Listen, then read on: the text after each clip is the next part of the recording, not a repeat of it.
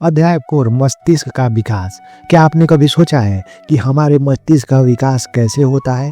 जन्म से पहले से लेकर वयस्कता तक मस्तिष्क का हर चरण अपने आप में अनूठा और चमत्कारी है। आज हम मस्तिष्क की उस यात्रा पर निकलेंगे जो भ्रूण अवस्था से शुरू होती है और जीवन भर चलती रहती है।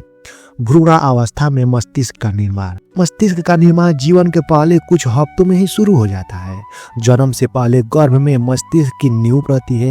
यह प्रक्रिया गर्भधारण के तीसरे हफ्ते में शुरू होती है, जब न्यूरल ट्यूब बनती है। पहला महीना न्यूरल ट्यूब का विकास होता है, जो बाद में मस्तिष्क और स्पाइनल कार्ड में बदलती है। तीसरा महीना न्यूरॉन्स की तेजी से बढ़ोतरी होती है। पांचवा महीना मस्तिष्क के प्रमुख हिस्से सेरेब्रल कॉर्टेक्स, ब्रेन स्टेम इत्यादि विकसित होने लगते हैं। जन्म के समय मस्तिष्क का वजन 400 ग्राम होता है और यह लगभग 100 अरब न्यूरॉन्स के साथ तैयार होता है। बचपन मस्तिष्क के विकास का सबसे तेज दौर होता है। इस समय न्यूरॉन्स के बीच कनेक्शन बनते हैं। इसे सिनेप्टोजेनेसिस कहते हैं। पहला 3 साल बच्चा भाषा, चलने और सोचने की क्षमता सीखता है। छठे साल तक मस्तिष्क का 90% विकास पूरा हो चुका होता है। किशोरावस्था। किशोरावस्था में मस्तिष्क का रिमॉडलिंग होता है। इस समय फ्रंटल लोब, जो निर्णय लेने और तर्क शक्ति से जुड़ा है, विकसित होता है। भावनात्मक विकास। यह समय भावनाओं और निर्णयों के बीच तालमेल का होता है। जोखिम लेने की प्रवृत्ति। किशोरा में यह प्रवृत्ति फ्रंटल लोब के अधूरे विकास के कारण होता है। वयस्कता में मस्तिष्क स्थिर हो जाता है, लेकिन सीखने और अनुकूलन की क्षमता बनी रहती है। इस समय मस्तिष्क का फोकस याददाश्त, तर्क और अनुभवों पर होता है। मस्तिष्क की सबसे खास बात है इसकी प्लास्टिसिटी। प्लास्टिसिटी का मतलब है मस्तिष्क खुद को बदल सकता है, नए कनेक्शन बना सकता है और पुरानों को तोड़ सकता है। उदाहरण के लिए, जब आप एक नई भाषा सीखते हैं या कोई नया कौशल अपनाते हैं, तो आपका मस्तिष्क नए न्यूरल नेटवर्क बनाता है। यह क्षमता उम्र भर बनी रहती है, भले ही बचपन में यह अधिक प्रभावी होती है। प्लास्टिसिटी का यह गुण हमें सिखाता है कि कोई भी चीज़ असंभव नहीं है। सीखने की यह क्षमता मस्तिष्क को जीवन भर सक्रिय और सक्षम बनाए रखती है।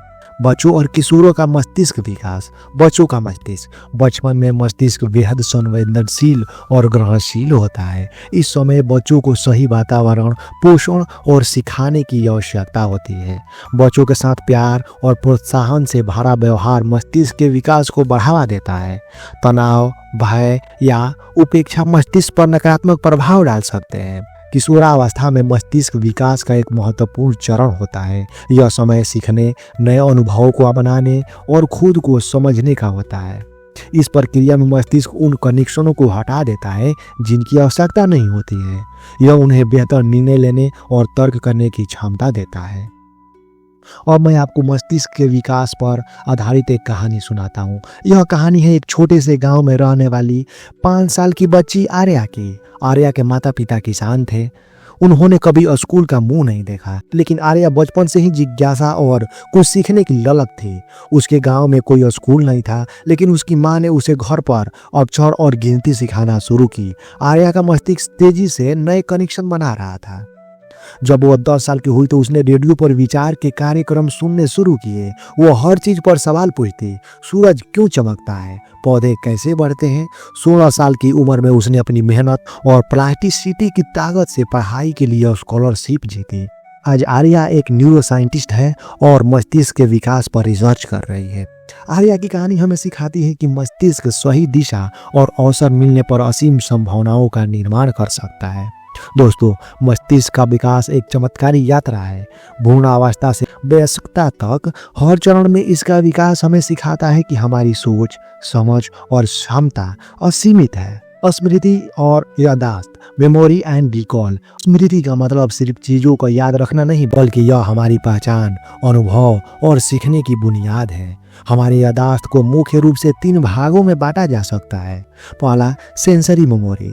यह बेहद अल्पकालिक होती है, जो हमारे इंद्रियों जैसे आंख और कान से आने वाली जानकारी को कुछ सेकंड तक स्टोर करती है। उदाहरण के लिए, जब आप बिजली की एक चमक देखते हैं और वह कुछ क्षणों के लिए आपकी आंखों में बनी रहती है, दूसरा शॉर्ट टर्म मेमोरी, इसे वर्किंग मेमोरी भी कहते हैं। इसमें सीमित जानकारी 7 से 9 चीज कुछ मिनटों तक स्टोर रहती है। उदाहरण के लिए जब आप किसी फोन नंबर को अस्थायी रूप से याद करते हैं।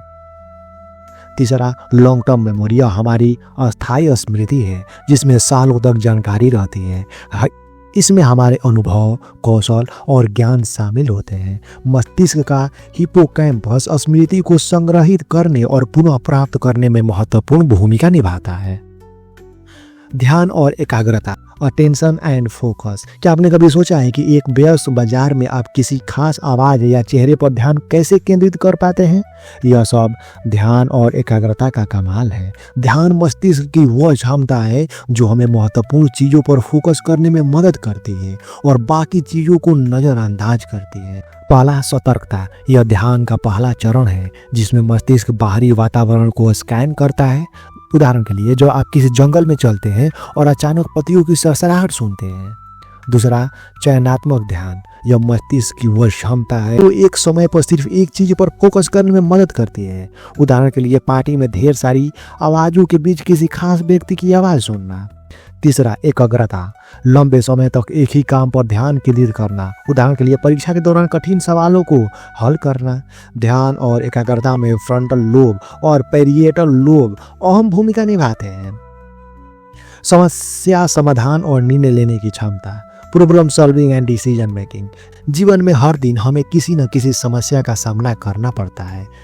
कभी यह समस्या छोटी होती है, जैसे क्या पहनना है, और कभी समस्या बड़ी होती है, जैसे करियर का चुनाव करना। समस्या समाधान और निर्णय लेने की प्रक्रिया मुख्य रूप से 3 चरणों में होती है।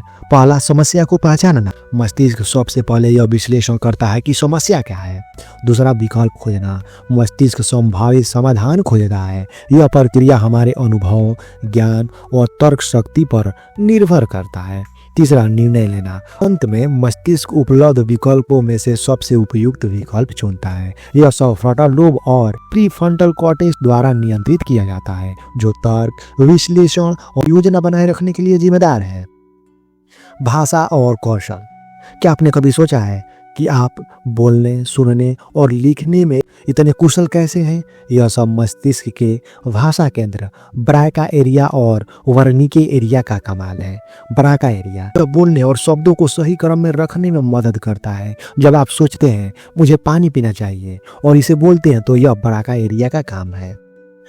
दूसरा, वर्निके एरिया। यह भाषा को समझने में मदद करता है। जब कोई आपसे कुछ कहता है तो वर्निके एरिया इसे समझता है और उचित प्रक्रिया तैयार करता है। भाषा और संचार कौशल में बाएं मस्तिष्क गोलार्ध, लेफ्ट हेमीस्फीयर की महत्वपूर्ण भूमिका होती है।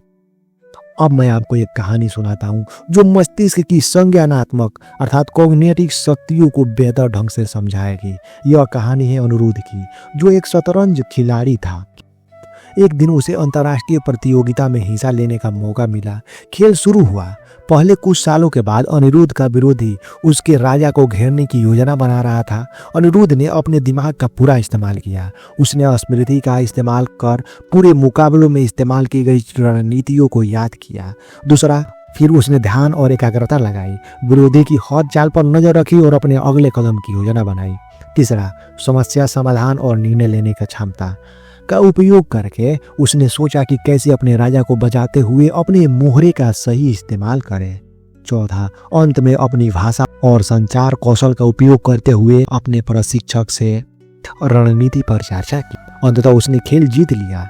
यह कहानी सिखाती है कि मस्तिष्क के कॉग्निटिव कार्यों का सही उपयोग किसी भी समस्या का समाधान कर सकता है। दोस्तों, मस्तिष्क के कॉग्निटिव कार्य अर्थात संज्ञानात्मक कार्य, स्मृति, ध्यान, समस्या समाधान और भाषा कौशल हमारे जीवन को आसान और सुंदर बनाते हैं। याद रखें, आपका मस्तिष्क आपका सबसे बड़ा साथी है। अध्याय 6, भावनाएं और मस्तिष्क। क्या आपने कभी महसूस किया है कि खुशी से दिल तेजी से धड़कने लगता है, या गुस्से में आपके मस्तिष्क में एक ऊर्जा सी दौड़ जाती है? क्या आपने कभी सोचा है कि डर, गुस्सा, खुशी या उदासी के पीछे आखिर कौन सी शक्ति काम करती है? आज हम इन पर चर्चा करेंगे कि मस्तिष्क हमारी भावनाओं को कैसे समझता है, उन्हें कैसे नियंत्रित करता है और इनका हमारे जीवन पर क्या प्रभाव पड़ता है। तो चलिए शुरू करते हैं। भावनाएं केवल दिल से नहीं आती, उनका असली संचालन मस्तिष्क करता है। जब हम किसी भावना को महसूस करते हैं तो मस्तिष्क तुरंत प्रतिक्रिया देता है। पहला, भावनाएं कैसे उत्पन्न होती है? जब हम किसी घटना या परिस्थिति का सामना करते हैं तो मस्तिष्क सबसे पहले उसे तर्क और अनुभवों के आधार पर समझता है। इसके बाद मस्तिष्क न्यूरोकेमिकल्स जैसे डोपामाइन, सेरोटोनिन और एड्रेनालिन को रिलीज करता है, जो हमारी भावनाओं को उत्पन्न करते हैं। दूसरा, तीव्र प्रतिक्रिया। जब हम किसी खास खतरे का सामना करते हैं तो हमारा मस्तिष्क तेजी से प्रतिक्रिया देता है। यह प्रतिक्रिया अमीगडाला द्वारा संचालित होता है, जो हमें खतरे के प्रति सचेत करता है। उदाहरण के लिए, जब आप किसी तेज रफ्तार गाड़ी को अपनी ओर आती देखते हैं तो आपका मस्तिष्क तुरंत आपके शरीर को हरकत में लाता है। मस्तिष्क का लिम्बिक सिस्टम हमारी भावनाओं का मुख्य केंद्र है। यह मस्तिष्क के उन हिस्सों का समूह है जो भावनाओं, यादों और व्यवहारों को नियंत्रित करता है। लिम्बिक सिस्टम के मुख्य हिस्से, पहला अमीगडाला, यह डर, गुस्सा और खुशी जैसी तीव्र भावनाओं को नियंत्रित करता है। यह प्रतिक्रिया को तेज करता है, विशेषकर जब हम किसी खतरे का सामना करते हैं। दूसरा, हिप्पोकैम्पस, यह हमारी यादों को भावनाओं से जोड़ता है। उदाहरण के लिए, बचपन का कोई खास दिन जो आज भी आपको खुशी देता है। तीसरा, हाइपोथैलेमस, यह हमारी भावनाओं से जुड़ी शारीरिक प्रतिक्रियाओं जैसे पसीना आना, दिल की धड़कन बढ़ना को नियंत्रित करता है। चौथा, थैलेमस, यह इंद्रियों से आने वाली जानकारी को प्रोसेस करता है और मस्तिष्क के अन्य हिस्सों को भेजता है। भावनाओं का शारीरिक और मानसिक प्रभाव। पहला, शारीरिक प्रभाव। भावनाएं केवल मानसिक नहीं होती, ये हमारे शरीर पर गहरा प्रभाव डालती है। खुशी, डोपामाइन और सेरोटोनिन के रिलीज होने से दिल की धड़कन सामान्य रहती है और ऊर्जा का स्तर बढ़ता है। दूसरा, डर, एड्रेनालिन का प्रवाह बढ़ता है, जिसमें दिल तेजी से धड़कता है और पसीना आने लगता है। तीसरा, गुस्सा, रक्तचाप बढ़ जाता है और मांसपेशियां तनावग्रस्त हो जाती हैं। चौथा, उदासी, सेरोटोनिन का स्तर कम हो जाता है, जिससे ऊर्जा में कमी आती है। दूसरा, मानसिक प्रभाव। भावनाएं हमारे सोचने, निर्णय लेने और संबंध बनाने की क्षमता को प्रभावित करती है। सकारात्मक भावनाएं जैसे खुशी, प्यार, रचनात्मक और सोचने की क्षमता को बढ़ाती है। दूसरा, नकारात्मक भावनाएं जैसे गुस्सा, उदासी, तनाव और अवसाद का कारण बन सकती है। तनाव और मस्तिष्क की प्रक्रिया। तनाव कैसे उत्पन्न होता है? जब हम किसी समस्या या खतरे का सामना करते हैं तो हमारा मस्तिष्क इसे तनाव के रूप में पहचानता है। यह प्रतिक्रिया हाइपोथैलेमस, पिट्यूटरी, एड्रिनल एक्सिस द्वारा संचालित होती है। मस्तिष्क कॉर्टिसोल नामक हार्मोन को रिलीज करता है, जो हमें तनाव का सामना करने के लिए तैयार करता है। दूसरा, दीर्घकालिक तनाव का प्रभाव। अगर तनाव लंबे समय तक बना रहता है तो यह मस्तिष्क और शरीर दोनों के लिए हानिकारक हो सकता है। मस्तिष्क का प्रभाव। हिप्पोकैम्पस सिकुड़ सकता है, जिसमें स्मृति और सीखने की क्षमता प्रभावित होती है।